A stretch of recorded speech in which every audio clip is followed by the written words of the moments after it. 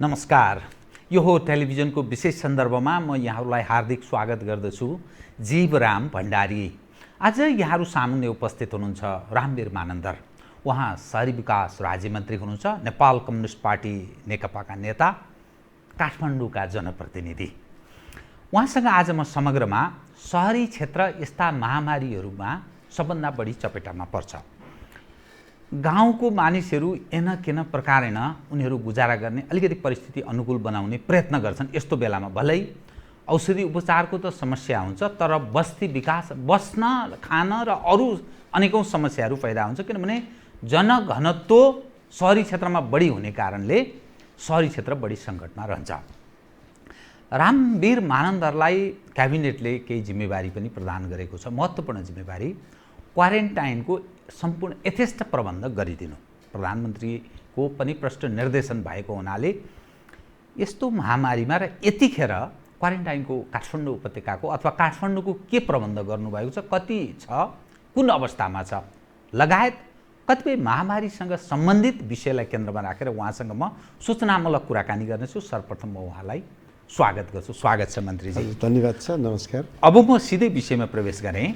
महामारी संसार पीडित छ। शक्ति सम्पन्न देशहरू पनि बडा अप्ठ्यारो अवस्थाबाट गुज्रेका छन्। हामी जस्तो सीमित साधन स्रोत भएको, भलै सरकारले केही प्रयत्न गरेको छ, त्यसलाई अन्यथा मानिने विषय छैन, तर जनअपेक्षा आकाङ्क्षा बढी छ। सरकार के गरिरहेको छ भन्ने एउटा प्रश्न छँदैछ। क्वारेन्टाइनबाटै सुरु गरौँ।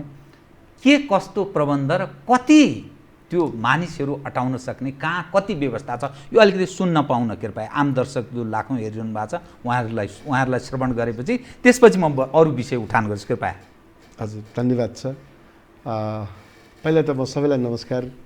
र मैले अब घर घरमा त आउनु छैन, तर तपाईँको टेलिभिजनमा कोठा कोठामा आएर भनेको छु, म हात जोडेर भन्छु कि तपाईँहरूको अहिले लकडाउन भनेको हामीले अहिले चाहेर नचाहेर संसारभरिकै एउटा जनता चाहिँ लकडाउनमा हुनुहुन्छ र यो लकडाउन भनेको सबैभन्दा रामबाण हो। यो कोरोनालाई चाहिँ यसलाई विजय प्राप्त गर्ने। त्यसकारण म सबै आमा बुवा दाजुभाइ दिदीबहिनीहरूलाई म यो लकडाउनलाई परिपालन गरेर यो धैर्य गरेर सहयोग गर्नुहुन म हार्दिक अनुरोध गर्न चाहन्छु। बहुत सुन्दर। र अहिले जीवरामजीले सोध्नु भएको जस्तै मैले एउटा यहाँ आँकडा पनि टिपेको छु। कृपया त्यो टिपेको आँकडालाई चाहिँ जरुरी छ दर्शकले, कृपया। मैले अलिकति चाहिँ यसलाई चाहिँ धेरै कुराहरू होइन कि हामीले जुन बेला डिसेम्बर 19बाट चाहिँ सुरु भएको यो कोरोना भाइरस र चाइनाबाट सुरु भएपछि हाम्रो चाइनाको वुहानमा अझ विशेष गरेर हाम्रा विद्यार्थी भाइ बहिनीहरू पढ्ने चाहिँ र युनिभर्सिटी अफ सिटी भनेर भन्छ त्यसलाई, वुहानलाई चाहिँ त्यही सिटीबाट चाहिँ यो सुरु भएको कोरोना भएको कारणले गर्दाखेरि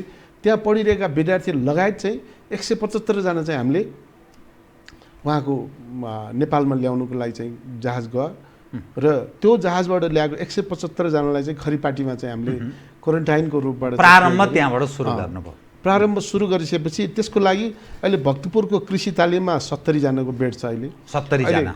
खरिपाटीको लागि चाहिँ 100 होइन कि अब 175 मात्र होइन, 200 भन्दा चाहिँ बढीको चाहिँ क्वारेन्टाइन बेडहरू चाहिँ तयार गरेको छ। र अर्को चाहिँ के भने खानेपानी तालिम केन्द्र भनेको हामीले यो तेलकोटमा, भक्तपुरको तेलकोटमा 70 सिटको चाहिँ निर्माण तयारीमा छ। त्यहाँ चाहिँ जुन चाहिँ हामी क्रुजहरू जस्तै कि पाइलटहरूलाई चाहिँ राख्ने चाहिँ ठाउँ बनाएको थियो, त्यो तपाईँहरूलाई त्यो पनि जानकारी गराउँछु। ललितपुरको स्टाफ कलेज भन्ने चाहिँ अहिले चलाउनु त चलाएको छैन, तर जाउला खेलको चाहिँ अगाडिपट्टि त्यहाँ चाहिँ 110 भन्दा चाहिँ बढी चाहिँ त्यो प्रशिक्षकहरू चाहिँ प्रशिक्षणमा चाहिँ त्यो काम लगाउने रहेछ। त्यो बेडलाई चाहिँ हामीले प्रयोग गर्न सक्छौँ।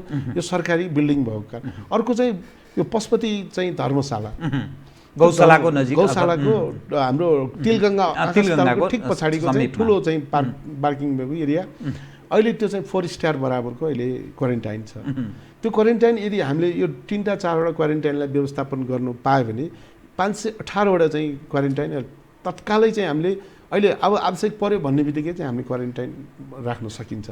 त्यसमध्येको यदि आवश्यक पर्यो भने राजधानीका धेरै ठाउँहरू चाहिँ हामीले प्रयोग गर्न सक्छौँ, जुनलाई चाहिँ कि चाहे हामी रङ्गशाला भनौँ, चाहे हाम्रो रहिरहेको चाहिँ होटलहरू भनौँ, चाहे स्टार होटलहरू भनौँ, र हामीसँग रहेको जस्तो कि ठमेलमा चाहिँ ठुलो अब रिसोर्टहरूको चाहिँ छ। त्यसकारण तत्कालै चाहिने भने त्यस्तो छ भन्दाखेरि हामीले बुढा नीलकण्ठ स्कुललाई पनि एउटा क्वारेन्टाइनको रूपबाट प्रयोग गर्न सक्छ भनेको छ। र एउटा हस्पिटलहरू पनि जनमैत्री हस्पिटल बन्द भइरहेछ, जस्तै कि डहचोकको चाहिँ मनमोहन हस्पिटल चाहिँ बन्द छ। मनमोहन हस्पिटलमा मात्रै क्वारेन्टाइनको चाहिँ व्यवस्थापन गर्नको लागि चाहिँ हामी अगाडि बढ्ने हुने 700 सिटभन्दा चाहिँ बढीको रहेछ। र तपाईँको जनमैत्री हस्पिटल 124 को रहेछ। र इचङ्गुमा चाहिँ हाम्रो नागार्जुन नगरपालिकाको इचङ्गुमा चाहिँ त्यो पहिला नै 2068-69 सालको चाहिँ निर्माण चाहिँ एउटा अपार्टमेन्ट छ। त्यो अपार्टमेन्ट चाहिँ हाम्रो यो सुकुम्बासीहरूलाई चाहिँ अपार्टमेन्ट दिने भन्ने चाहिँ त्यो सवालमा चाहिँ दिएको थियो। त्यसमा 400 वटा चाहिँ यो क्वारेन्टाइन बनाउन सक्ने क्षमता रहेछ। त्यसकारण मैले चाहिँ के भने राजधानीभित्रको चाहिँ एउटा क्वारेन्टाइन किन आवश्यकता छ त भनेर चाहिँ धेरैजनाले मलाई प्रश्न गरे। राजधानी भनेको यस्तो संवेदनशील ठाउँ पनि हो र यो सम्पन्न ठाउँ पनि हो र यसलाई व्यवस्थापकीय गर्न चाहिँ सजिलो हो। र यहाँ चाहिँ हस्पिटलदेखि लिएर डक्टरको हामीले सुविधा सम्पन्न र यो पूर्वाधारको चाहिँ निर्माणहरू र व्यवस्थापन गर्न सक्ने भएर राज्यका धेरै पैसाहरू बचाउनुलाई चाहिँ जस्तो कि म एउटा मात्रै तपाईँलाई चाहिँ उदाहरण भन्छु। यो क्वारेन्टाइन भनेको मान्छेलाई चाहिँ बेड मात्रै राखेर सुत्ने ठाउँ मात्रै बनाउने होइन। त्यसको लागि हाइजेनिक कुराहरू चाहिँ त्यहाँ हुनु पर्यो, त्यहाँ सरसफाइ हुनु पर्यो र खानपिनको लागि चाहिँ जुन किसिमको एउटा व्यवस्था हो त्यसलाई चाहिँ मापदण्ड पनि कायम गर्नु पर्यो, सामाजिक दूरी पनि त्यही ढङ्गले सबै WHO को मापदण्डलाई चाहिँ सबैभन्दा संवेदनशील हुनु पर्यो। किन भन्दाखेरि त्यो टोयलेटको चाहिँ सबभन्दा हुनु पर्यो, नुहाइधुवाइ गर्नलाई हुनु पर्यो। त्यो बिरामी त होइन नि आखिर क्वारेन्टाइनमा बस्ने भनेको त। त्यस भएर यसलाई चाहिँ व्यवस्थापन गर्नुको लागि त्यहीबाट रोग निवारण गर्नलाई र मान्छेलाई एउटा निर्धक्कसँग चाहिँ बस्ने खालको चाहिँ बनाउने क्वारेन्टाइन हो। त्यसकारण WHO को मापदण्डलाई अहिले राजधानीभित्र नै 5-7 हजारवटा क्वारेन्टाइनको चाहिँ हामीले कल्पना गरिसकेका छौँ। यदि क्वारेन्टाइन देशभरिकै क्वारेन्टाइन आवश्यकता नपर्ने गरी राजधानीलाई मात्रै व्यवस्था गरियो, किनभने 10 जना डक्टरले काठमाडौँ पुरै घुम्न सकिन्छ नि। त्यसकारण क्वारेन्टाइनको व्यवस्थापन चाहिँ तपाईँले हामीले चाहेको जस्तो र सरकारले चाहिँ व्यवस्थापन गर्नु खोजेको जस्तो छ। त्यसकारण यही टेलिभिजन मार्फत म तपाईँहरुसँग बहुत धन्यवाद छ। तपाईँले वास्तवमा त्यो जनअपेक्षा के गरिरह होला सरकार, यदि राख्नुपर्ने स्थिति आयो भने त्यो ठाउँको चयन छ कि छैन, कहीँ न कहीँ मानिसको यो जिज्ञासा थियो। त्यसलाई तपाईँले बहुत भरमग्दुर मेहनत गर्नुभएको रहेछ। झन्डै 5-7 हजार मानिसलाई अटाउन सक्ने तपाईँले प्रबन्ध गर्नुभएको रहेछ। त्यो थप पनि केही गर्न सकिन्छ भन्ने पनि देशभरिका धेरै ठाउँहरू जस्तो पोखराको मैले उदाहरण दिन्छु, जनकपुर, वीरगञ्ज 5 स्टार होटलहरू भएको ठाउँहरू तपाईँको जस्तो कि अहिले सौराहाकै चाहिँ रिसोर्टहरू हैन, लुम्बिनीमा पनि छ त्यस्तै होटलहरू छ। हामीले सबै पूर्व मेचीदेखि पश्चिम महाकालीसम्मका हाम्रो ठाउँ मेन जक्सनहरूलाई चाहिँ व्यवस्थापन गर्ने र क्वारेन्टाइन साँच्चै नै व्यवस्थापकीय ढङ्गबाट जानुको लागि चाहिँ हामीलाई कुनै समस्या छैन। यति मात्रै भन्छु म। अब यो महामारीसँगै यो क्वारेन्टाइनको सवालमा जुन क्याबिनेटले तपाईँलाई जुन जिम्मेवारी दिएको छ, यसदेखि बाहेक केही भन्नु छ? नत्र म अन्यत्र विषय प्रवेश गर्छु। यस सवालमा तपाईँले बेहोरेको अथवा तपाईँका सामुन्ने देखा परेका चुनौतीहरू सहयोग गर्नु पक्ष चिकित्सकहरूले, निजी क्षेत्रले केही त्यस सवालमा केही छ यस सवाल उपर? यसमा चाहिँ अब राज्यले सरकारले नै एउटा एक किसिमको भावना बोकिदिनुपर्छ। यसलाई के एउटा निर्णय गरेर हामीलाई चाहिँ ल यस्तो हुन्छ है तपाईँहरूलाई भनेर सुनाइदिएपछि पुग्छ। र मैले यो आज प्रधानमन्त्रीजी कहाँ चाहिँ भर्खर त्यहाँबाट तपाईँ आउनुभयो, त्यही भएर अलिकति कार्यक्रम पनि अलिकति ढिलो भयो। र प्रधानमन्त्रीलाई चाहिँ हामीले अनुरोध गऱ्यौँ कि यो प्रतिवेदन चाहिँ वास्तवमा चाहिँ गर्नुपर्ने, देशको लागि गर्नुपर्ने एउटा क्वारेन्टाइनको र जनताले चाहेको जस्तो एउटा चाहिँ अपेक्षा सरकारले गरिरहेछ भन्ने भावना चाहिँ यसमा समेटिदिएको छ। त्यो समेट्ने भनेको मैले आज तपाईँलाई चाहिँ यो प्रतिवेदनसँग चाहिँ जोडेर पनि यो राख्ने अवसर पाएँ होइन। मैले अब धेरै पढ्नु परेन, मैले यति मात्रै कि यो समग्रमा यो क्वारेन्टाइनको व्यवस्थापन 18वटा महानगर 2टा छ, ललितपुर र काठमाडौँ, र यसमा अर्को 16वटा चाहिँ नगरपालिकाहरूको बिचमा यो राजधानी छ। यो राजधानी नै सबैभन्दा देशको चाहिँ सम्पन्न चाहिँ ठाउँ हो। त्यसकारण तपाईँहरूले चिन्ता गर्नु पर्दैन। यो क्वारेन्टाइनको व्यवस्थापनको लागि सरकार भरमजदुर तयार गर्ने चाहिँ अवस्था पनि छ र तपाईँलाई आवश्यक पर्दाखेरि तपाईँहरू चिन्तै नगर्ने पनि हुन्छ। म चाहिँ यो चाहिँ जानकारी तपाईँको टेलिभिजन एउटा यो एङ्गलको अलिकति, यद्यपि यो कति सान्दर्भिक हुन्छ विषय। काठमाडौँ महानगरपालिका तपाईँहरूको पकडमा छ, ठिक छ, मेयर हुनुहुन्छ, उपमेयर अर्थात् अर्को चाहिँ उपमेयर चाहिँ काङ्ग्रेसको हुनुहुन्छ। ललितपुर तपाईँहरूको पकडमा छ, भक्तपुर नेमकी पाएको छ।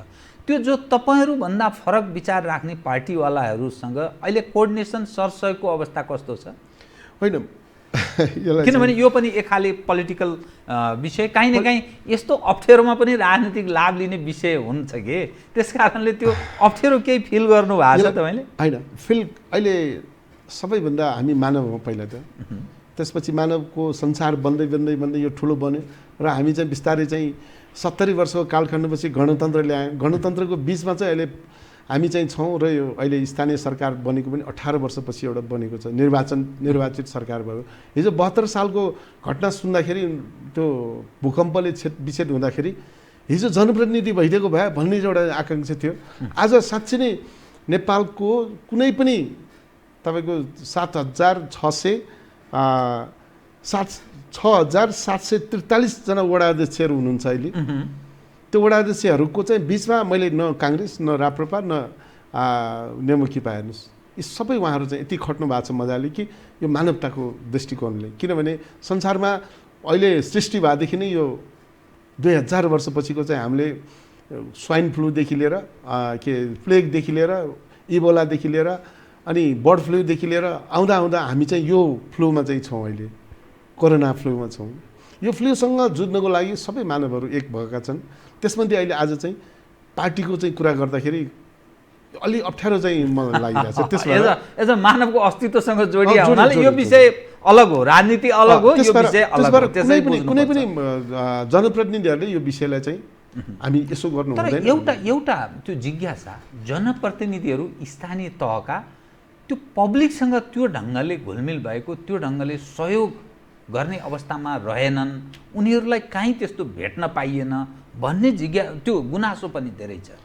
होइन, जनप्रतिनिधिहरूलाई चाहिँ म यही तपाईँको टेलिभिजन मार्फत पनि म धन्यवाद पनि दिन चाहन्छु। जुन अहिले राहतको सामग्रीहरू लिएर उहाँहरू जानुभएको छ र जुन एउटा चाहिँ पब्लिकसँग एउटा रिलेसन बढाउनु भएको छ।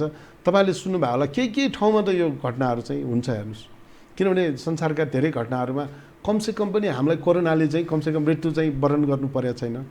कमसेकम विदेशबाट आएका मात्रैलाई चाहिँ कोरोनाले सङ्क्रमणमा देखेको छ, आन्तरिक छैन। आन्तरिक कुनै पनि एकजना पनि अहिले नभेटेको कारणले हाम्रो लागि सुखद दिन हो। त्यसकारण जनप्रतिनिधिहरू यति खटेर लाग्नु भएको छ कि अब हामीलाई चाहिँ खानेकुराको व्यवस्थापन मात्रै हो। यो व्यवस्थापकीय ढङ्गबाट चाहिँ जानको लागि जनप्रतिनिधिहरू दिन रात खट्नु भएको छ।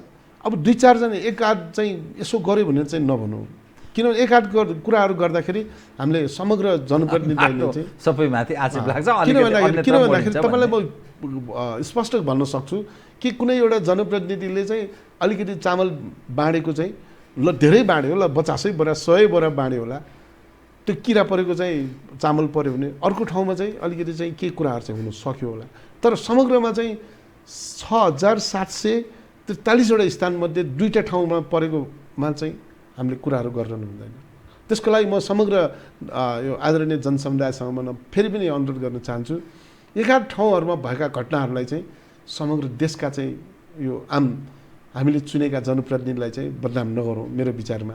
र तपाईँहरूलाई चाहिँ कुन ठाउँमा आवश्यक पर्छ त्यो ठाउँमा चाहिँ जनप्रतिनिधिलाई सम्झिनुहोस्, सँगै तपाईँहरूको चाहिँ प्रहरी र तपाईँलाई सुरक्षाकर्मीहरूले सहयोग गर्नेछ। यदि त्यहीँबाट पनि कसैले चाहिँ भनेन भने मेरो नम्बर तपाईँहरूलाई दिइरहेको छु, म नम्बरमा चाहिँ फोन गरेर कुनै पनि समस्या चाहिँ म समाधान गर्नलाई चाहिँ तयार छु भनिरहेको छु। एज अ होलमा नि जुन अवस्थामा जो सहरी क्षेत्रको जुन खाले समस्या हुन्छ, अब तपाईँहरू वितरण पनि गरिरहनु भएको छ, प्रयत्न पनि गरिरहनु भएको छ, प्रयत्न गर्नुभएको छैन भन्ने विषय होइन, तर लकडाउन कहिलेसम्म र यो वितरणमुखी गतिविधिले अरू गतिविधि ठप्प भएपछि चलाउनु कति सकिएला, यसको बारेमा रिथिङ गर्ने जस्तो पश्चिमा देशहरू अब लकडाउनलाई क्रमशः खोकुलो बनाउने दिशातर्फ उन्मुख रहेको देखिन्छ। डोनाल्ड ट्रम्पको पछिल्लो स्टेप हेर्नुहोस् अथवा युरोपका अरू देशहरूको पनि त्यस्तो देखिन्छ। हाम्रो देश जन समस्यामा छ, यसलाई कसरी एकातर्फ मानवको जीवनको विषय छ, सङ्क्रमण नहोस् एकअर्कामा, जस्तो यहाँले भन्नुभयो बाहिरबाट आयातित छ, त्यसमा एकजना चाहिँ स्वास्थ्य कहाँ आन्तरिक पनि देखियो एकजना मानिसको, त त्यो बचाउने एकातर्फ दायित्व छ, अर्कोतर्फ अब कसरी गुजारा चल्ला, कसरी त्यो वितरणले मात्रै कतिसम्म थेगिएला भन्ने विषय चाहिँ यसलाई कसरी जो गर्नुहुन्छ, म्यानेज कसरी गर्नुहुन्छ कृपया? यो हाम्रो एउटा पुरानो उखान छ हेर्नुहोस्, यो हुलमुलमा चाहिँ जिउ जोगाउनु, अनिकालमा बिउ जोगाउने। अहिले अनिकाल लागेको बेलामा हामीले बिउ नै जोगाउने हो हेर्नुहोस्। त्यसको लागि तपाईँले भन्नु पश्चिमा राष्ट्रहरू मात्रै होइन, महाशक्ति राष्ट्रहरू पनि यहाँ फसिरहेछन्। यसले पनि साइड लगाउन सकेका छैन नि कोरोनालाई। तर नेपालमा मात्रै यस्तो नेपालीहरूको चाहिँ एकता देखियो, जुन एकताको कारणले गर्दाखेरि कोरोनाको भाइरसलाई चाहिँ एउटा निम्त्यान गर्न सक्ने क्षमताका चाहिँ मान्छेहरू रहेछ भन्ने कुराहरू सन्देश जानु बेर लाउँदैन हेर्नुहोस्। किन भन्दाखेरि नेपालीहरूले मात्रै यो संस्कारसँग हाम्रो परिष्कृत संस्कृतिसँग जोडेर चाहिँ हामी यहाँसम्म आएका छौँ। यो कोरोना होइन कि मेरो लागि चाहिँ कोरा पनि होइन, कोरा बस्ने भन्छौँ नि हामी। हिजो परम्परा अनुसार चाहिँ हामी 14 वर्ष बस्थ्यौँ, 13 वर्ष बस्थ्यौँ, 13 महिना भयो, 13 दिन बसिरहेको एकान्तवास भनेको 14 दिन अब एकान्तवास बसौँ भनेको चाहिँ हाम्रो संस्कृति अनुसार परम्परा अनुसार बसिरहेका छौँ। चाहे दुःख होस् चाहे सुख होस्, यो संस्कृतिलाई चाहिँ हामीले यदि व्यवस्थापन गर्न सकिया भए राम्रो व्यवस्थापन, हाम्रो कल्चर चाहिँ समृद्ध रहेछ। त्यो कुरा अहिले पुष्टिको वैज्ञानिक पनि रहेछ। ल हेर्नुहोस् होला होइन, तपाईँको पश्चिमीहरूको चाहिँ र तपाईँको महाशक्ति राष्ट्र भए पनि नेपालले गरेको जति चाहिँ गर्न नसक्ने खालको त थिएन नि। पैसाको कुरा गरौँ चाहे पावरको कुरा गरौँ चाहे शक्तिका चाहिँ कुनै पनि कुरा गर्दाखेरि नेपालभन्दा चाहिँ 1000 होइन कि करोडौँ गुणा माथिका चाहिँ मान्छेहरूले व्यवस्थापन गर्न सक्ने। त्यसको लागि चाहिँ के भन्दाखेरि लाखौँ करोडौँ वर्षको हामी अभियानसँग जोडेको चाहिँ यो नेपाल र नेपाली जनताले गरेको एकता र उहाँहरूले गरेको एउटा संस्कृति, एउटा आफूले पुर्खाले आर्जेको चाहिँ हाम्रो चाहिँ एउटा जुन व्यवस्था, हाम्रो परिष्कृत एउटा संस्कार छ नि, त्यो संस्कार सबैभन्दा महत्त्व रहेछ। किन भन्दाखेरि हामी घरबाट बाहिर निस्किएर आएको मान्छेलाई आगो दिने चलन छ, लुगा फुकाल्ने चलन छ, जुत्ता फुकालेर मुखसुख हात धोएर चाहिँ भाइरसको प्रवेश नहोस् भन्ने पहिलो परम्परा नै हो। परम्परा रहेछ हेर्नुहोस्। र भात खाँदाखेरि पनि लुगा फेरेर खाने चलन थियो होइन। अहिले चम्चा काँटा आयो, सबै कुराहरू भएको कारणले अब योसँग जोगिनुपर्छ भने फेरि एउटा परम्पराले हामीलाई चाहिँ संस्कृतिले सिकाएको छ। त्यसकारण तपाईँले सोध्नु भएको प्रश्नसँग मेरो यहाँनिर हो कि जुन देशहरूमा चाहिँ खोल्दै जाँदाखेरि उहाँहरूले चाहिँ धेरै अझ पनि भोग्नुपर्ने स्थिति आउनु सक्छ कि भन्ने उहाँहरूको आशंका त छ नि। तर हाम्रो जस्तो एउटा सानो र गरिब देश भन्छु म चाहिँ, गरिब विकासोन्मुख भइरहेको देशहरूमा यदि अमेरिकामा जस्तो चाहिँ भइदियो भने के होला त, हामी आँकडै लगाउन सक्दैन। किन भन्दाखेरि हाम्रो नजिकको छिमेकीमा चाहिँ यति जनघनत्व भएको चाहिँ देश हो कि त्यसलाई हामीले यदि उहाँहरूका मात्रै आइदियो भने पनि हामीले ठेक्न नसक्ला कि भन्ने चिन्ता छ। त्यसकारण मलाई लाग्छ अहिले प्र्याक्टिसमा आइरहेको डोनाल्ड ट्रम्पको कुरा गरौँ चाहे सी जिनपिङको कुरा गरौँ चाहे त्यो मोदीको कुरा गरौँ, हेर्नुहोस् यी तिनैजनाको चाहिँ नेताहरूको मैले नाम किन लिएको त भन्दाखेरि उहाँहरूले पनि जान नजानी उहाँहरूलाई यो लकडाउन गर्ने रहर होइन। आर्थिकको कुराहरू शताब्दीका कुराहरू गर्दाखेरि प्लेन नउडेको आज कैयौँ दिन भइसक्यो भने प्लेन उड्दाखेरि मात्रै यसको ट्रान्जिटहरू चाहिँ हामीले खोल्न सक्छौँ। त्यसको लागि फेरि के भने आर्थिक उन्नति गर्नुलाई केही न केही व्यापार बन्द गर्नुपर्छ, जहाजहरू चल्नु पऱ्यो, पसलहरू चल्नु पऱ्यो, पसलमा पनि खाद्यान्नदेखि लिएर विभिन्न प्रकारका चिजहरू हुनु पऱ्यो। त्यसको लागि नेपालले आयात गरेका सामग्री र निर्यात गरेका सामग्री जोड्ने हो भने मलाई लाग्छ हामी नेपालीहरूले अझ एकपटक चाहिँ लकडाउन व्यवस्थित ढङ्गबाट चाहिँ बस्नुपर्छ। यो बसेको खण्डमा मलाई के लाग्छ भने अझै जान सक्छ भन्ने मन्त्रीजीको आशय भयो। आशय चाहिँ मेरो चाहिँ के भन्दाखेरि जस्तै कि यो 3 मे 3 तारिकसम्म त मलाई लाग्छ भारतले गरेको छ र हामीलाई चाहिँ यो बोर्डर लक चाहिँ खोल्ने बित्तिकै तपाईँको यो आशंका चाहिँ मेरो चाहिँ सत्य नहोस् कि नेपालबाट इन्डियामा हाम्रा दाजुभाइहरू दिदीबहिनीहरू काम गर्नु गएका मात्रैको चाहिँ सङ्ख्या हेर्ने हो भन्दाखेरि कहाँले लाग्दछ यदि फर्केर आयो भने। ठिक। र विदेशमा गएकाहरू अर्को देशमा रहेको अमेरिकनहरू या त ब्रिटिसहरू या त अरू ठाउँमा गएका मान्छेहरूको त कल्पनै नगरौँ हेर्नु। त्यसकारण मलाई लाग्छ यो लकडाउन इन्डिया सँगसँगै जानुपर्छ भन्छु।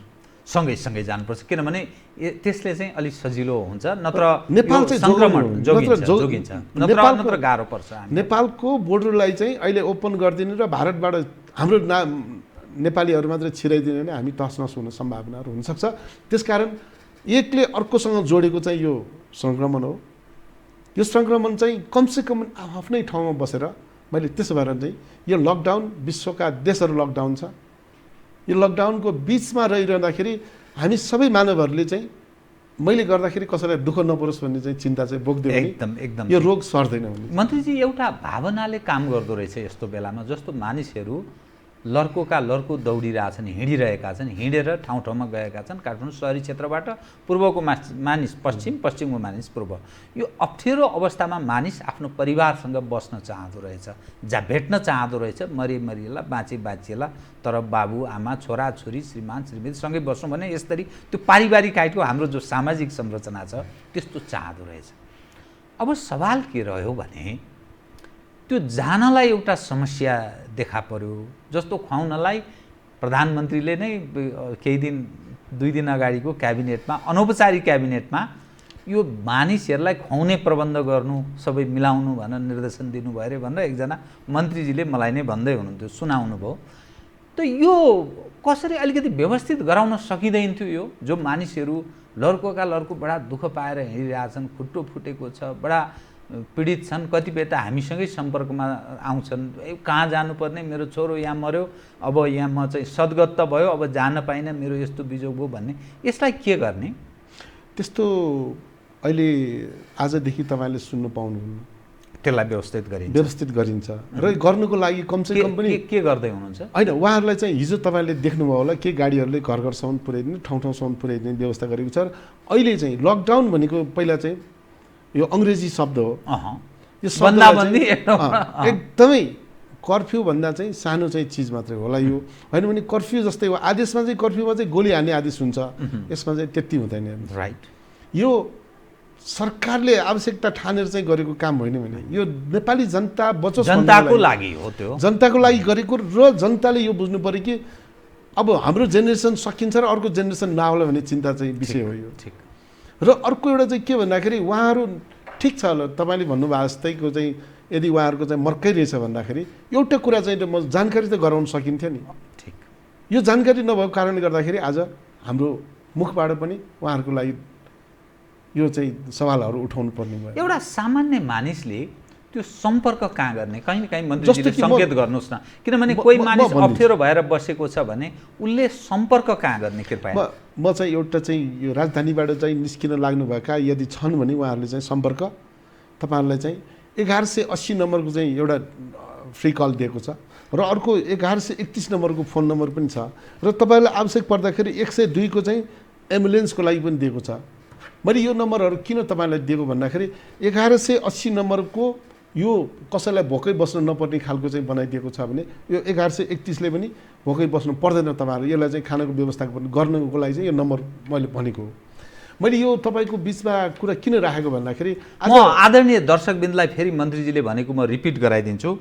1180 नम्बर र 1131 र 102 यी अलग अलग 3वटा नम्बरमा आम मानिस जो अप्ठ्यारोमा हुनुहुन्छ उहाँहरूले सम्पर्क गर्ने। मन्त्रीजी यहीँ सामुन्ने हुनुहुन्छ, उहाँले यो कुरा तपाईँहरूका सामुन्ने राख्नुभएको छ। फेरि दोहोऱ्याएँ मैले, 1180 नम्बर, अर्को 102 नम्बर र 1131 नम्बरमा कोही दाजुभाइ दिदीबहिनीहरू स्वदेश तथा विदेशकै पनि, विदेशी नै पनि कोही नागरिक हुनुहुन्छ उपत्यकामा रहेका उहाँहरूले यतिमा कन्ट्याक्ट गर्ने। हजुर कृपया मन्त्रीजी। मैले यो नम्बरको विशेषतालाई चाहिँ किन जोडेँ भने यो आज हामी यो जुन लकडाउन भनेको र लकडाउनबाट चाहिँ निस्किन चाहेको सबै मान्छेले कहाली लाग्दछ, मलाई पनि बस्नु मन छैन कुराहरू चाहिँ धेरै सुनेको छ हेर्नुहोस्। तर हामीले एकछिनको लागि चाहिँ बस्देर चाहिँ एउटा जेनेरेसन बच्छ भने हामीले यो चाहिँ सोच्ने हो।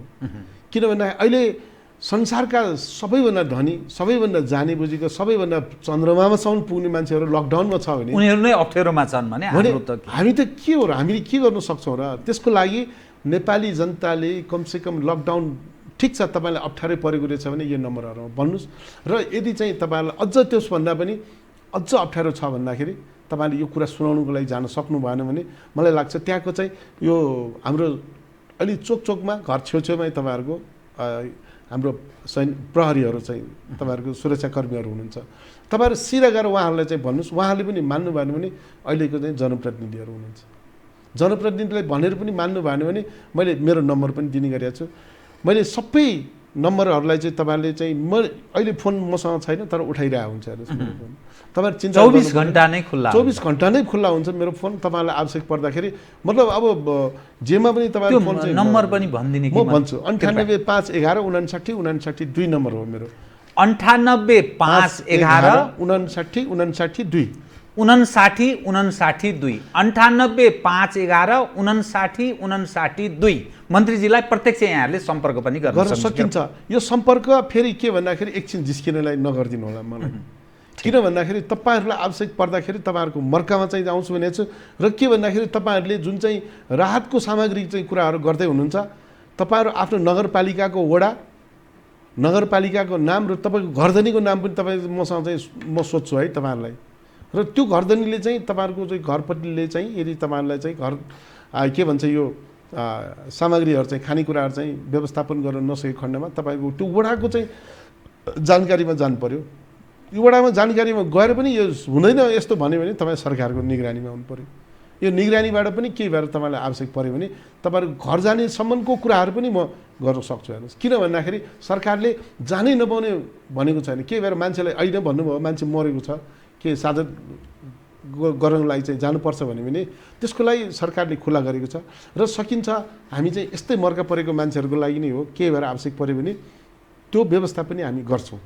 धन्यवाद छ। यहाँले जुन कमिटमेन्ट गर्नुभएको छ, कोही मानिस अप्ठ्यारोमा छन्, मर्कामा परेका छन् भने तिनीहरूले प्रहरीलाई सम्पर्क गर्ने, यो नम्बरमा गर्ने, अथवा त्यसमा भएन भने जनप्रतिनिधिलाई गर्ने, जनप्रतिनिधिले भन्यो भने मलाई डाइरेक्ट गर्नुहोस् र जुन अप्ठ्यारो छ त्यसमा म छु। अब यो बडा महत्त्वपूर्ण ढङ्गले यहाँले एज एउटा जनप्रतिनिधि, एज अ अभिभावक मन्त्री, शहरी विकास राज्य मन्त्री यहाँले बडा प्रतिबद्धता जनाइदिनु, बहुत खुसी लाग्यो।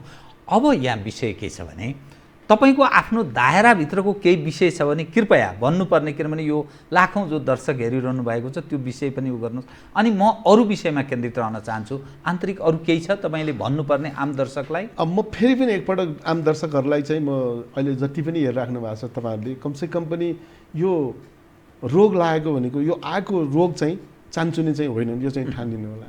किनभने यसले मानव सागर नै चाहिँ सकाउने चाहिँ स्थितिको हुन्छ।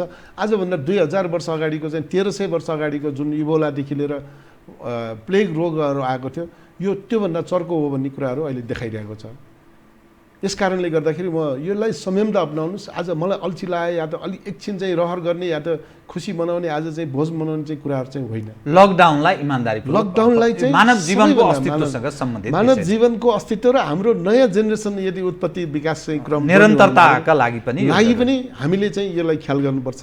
मैले यो फेरि शिक्षाको लागि भने होइन, हामीले चाहिँ अब जानेको कुरा चाहिँ तपाईँ हामी सबैले जानेको छौँ, तर एकछिन लहरको बिचमा चाहिँ नआइदिउँ भन्ने मेरो चाहिँ एज अ मन्त्री तपाईँले बेहोरेको अप्ठ्यारो पक्ष केही छ? किनभने यहाँ निजी क्षेत्रका अस्पतालहरू पनि छन्।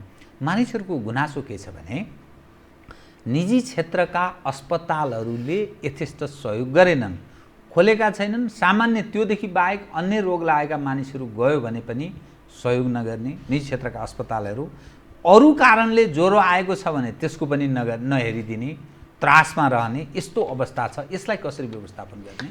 अहिले हस्पिटलहरूको सवालहरूमा तपाईँ अहिले रोगी नै कम भयो जस्तो फिलिङ छ नि। हस्पिटलमा मान्छेहरू जान्न पारो के कारण हो? त्यस कारण चाहिँ के भने दीर्घ रोगीहरू जसलाई चाहिँ यो किडनीको चाहिँ डायलिसिस गर्नेहरूदेखि लिएर अरू दीर्घ रोगीहरू क्यान्सरको उपचारहरूदेखि लिएर त्यसपछि चाहिँ यो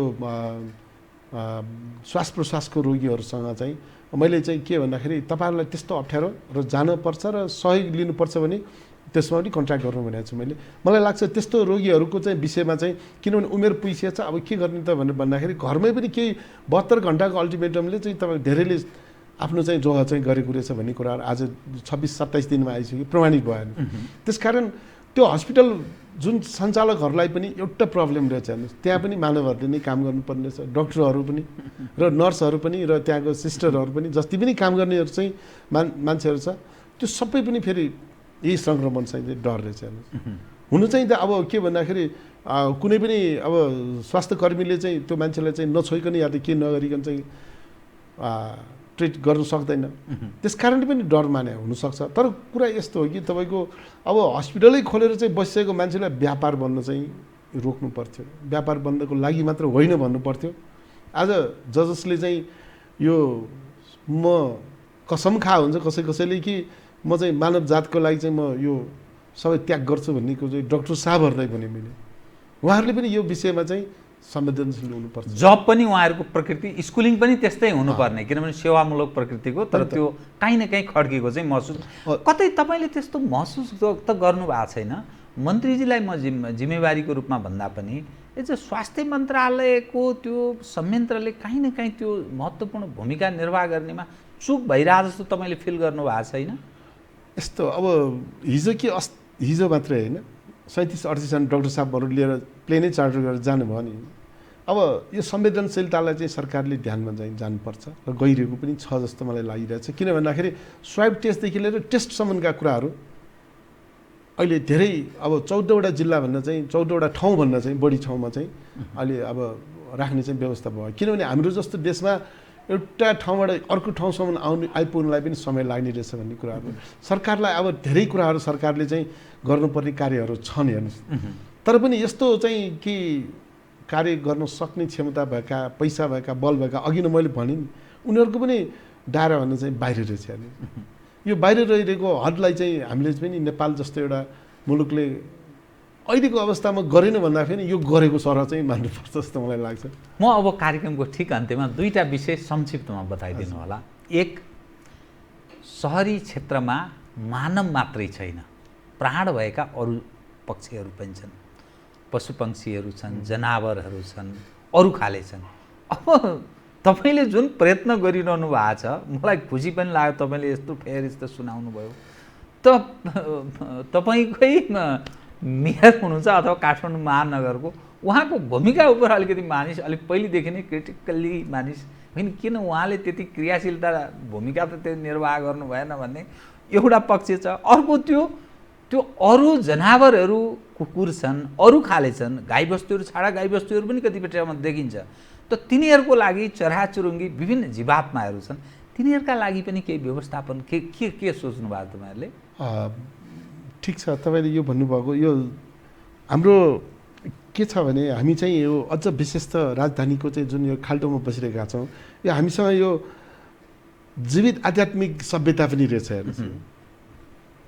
यो कारणले गर्दाखेरि तपाईँले जसलाई सङ्केत गर्नु खोज्नु भएको छ नि, यी सबैलाई चाहिँ अहिले मैले एउटा हिजोको एउटा कसैले ट्विट गरेको हेरेको थिएँ, हामी कहाँ त कमसेकम बाँदर र जनावरहरू चाहिँ तपाईँको अहिले घर घरमा आउनु थालेको छ।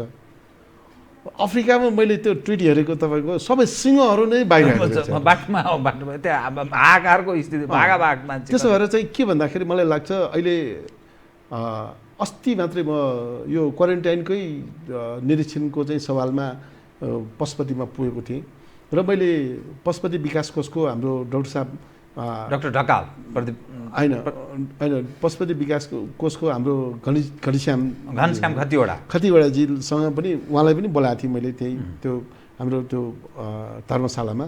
उहाँ आइसकेपछि उहाँले चाहिँ भन्नुभयो 25वटा जति गाई छ यहाँ, गाईले चाहिँ खान नपाउने पराल खान नपाउने भएर चाहिँ भनेपछि अनि मैले परालको लागि चाहिँ गाउँतिर चाहिँ सोध्न लगाएँ। एक ट्रिप परालको कति पैसा पर्ने छ र मलाई त्यस बेलामा थाहा भयो।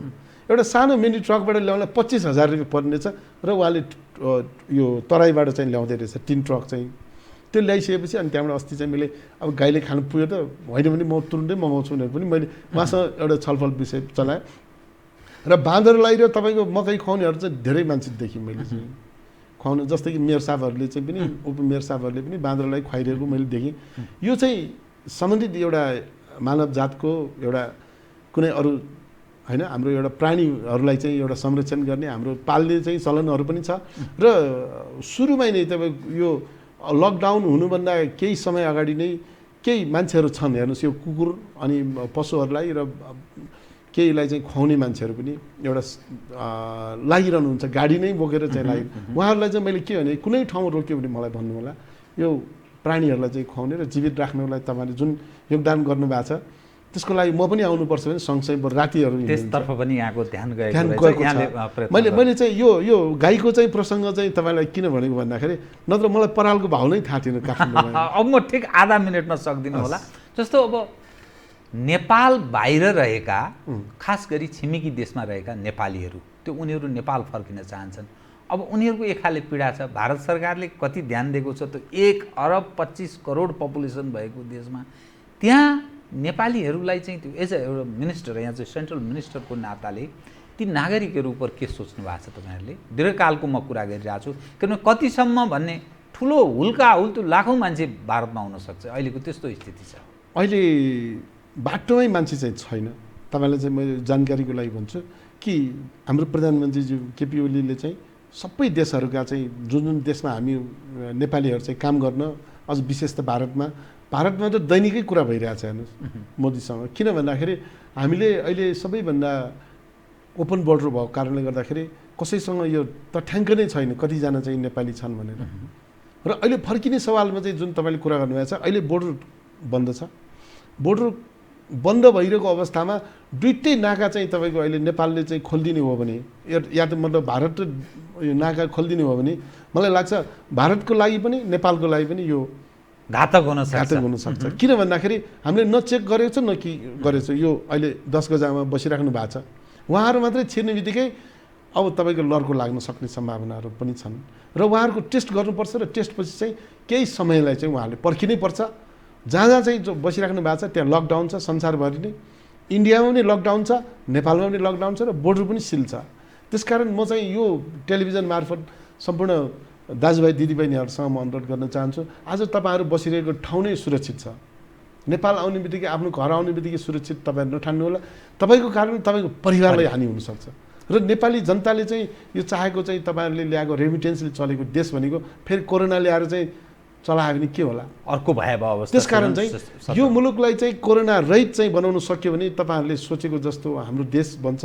सगरमाथा र बुद्धको मात्र देश होइन, यो चाहिँ सीताको मात्र देश होइन, यो कोरोनालाई चाहिँ समाप्त पार्ने देशको नामबाट परिचय गराउन सक्यो भने मलाई लाग्छ तपाईँहरू सबै नेपाली दाजुभाइहरू हामी हाँसी खुसी फेरि पनि यही देशमा बसेर काम गरेर खान सक्छौँ।